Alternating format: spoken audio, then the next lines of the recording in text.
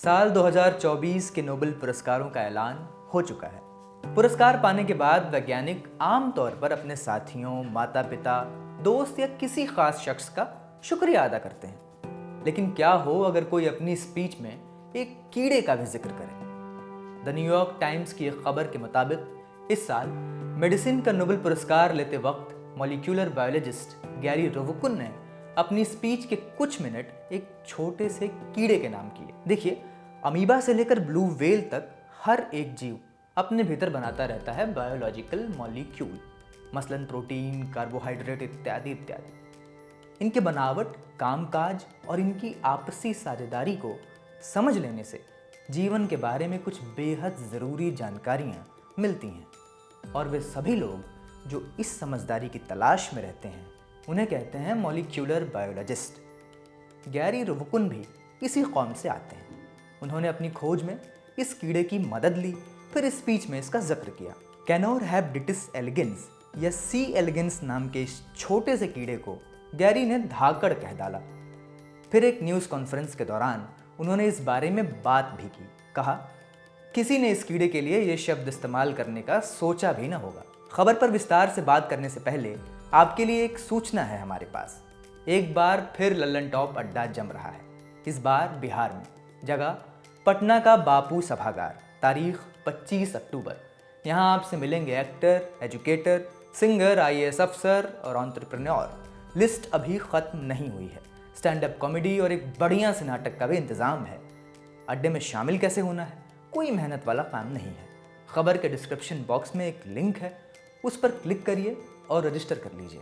फिर हम होंगे, आप होंगे और होंगे अड्डे के भरपूर मज़े। आपका इंतज़ार रहेगा।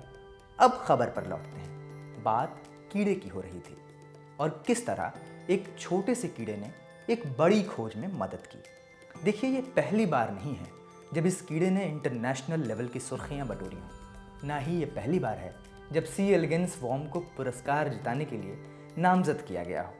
और ना ही ये पहली बार है जब नोबेल पुरस्कार के साथ इस छोटू से कीड़े का नाम जुड़ा हो। मिट्टी में रहने वाले इस छोटे से निमेटोड या कृमि के लिए ये चौथी बार है जब इसने बिना किसी निजी फायदे के नोबेल पुरस्कार जिता दिया हो।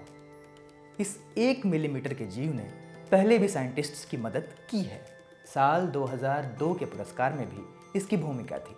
इस खोज में वैज्ञानिकों ने बताया था कि सेहतमंद कोशिकाएं यानी हेल्दी सेल्स कैसे खुद को मारती हैं और दूसरी तरफ ये प्रोसेस एड्स, स्ट्रोक या दूसरी बीमारियों में कैसे अलग अलग काम करता है। साल 2006 में जीन स्लाइसिंग को नोबेल कमेटी ने रिकॉग्नाइज किया, यानी वो प्रोसेस जिससे जीन के एक्सप्रेशन को कंट्रोल किया जाता है। इसका संबंध इस बात से है कि कोशिका के भीतर कब कौन सा जीन काम को अंजाम देगा। इसके 2 साल बाद केमिस्ट्री का पुरस्कार भी इस नेमेटोड पर हुए एक रिसर्च के लिए ही दिया गया। इसमें सेल्यूलर लैंटर्न्स, अपनी भाषा में कहें तो कोशिकीय लालटेन खोजी गई थी, जिनकी मदद से बायोलॉजिस्ट कोशिका के भीतर के कामकाज को बेहतर तरीके से समझ सकते हैं। बताया जाता है कि हर बार पुरस्कार पाने के बाद साइंटिस्ट अपनी खोज में इस कीड़े का शुक्रिया अदा करना नहीं भूले। शायद इस फहरिस्त में सबसे मशहूर बात सिडनी बर्नर की होगी। उन्हें पहली बार इस कीड़े की मदद से साल 2002 में 2 लोगों के साथ साझा नोबेल पुरस्कार मिला था। स्टॉकहोम में अपने स्पीच के दौरान उन्होंने कहा, बेशक इस साल का नोबेल पुरस्कार जीतने वाला चौथा शख्स कैनोर हैबिडिटिस एलिगेंस है।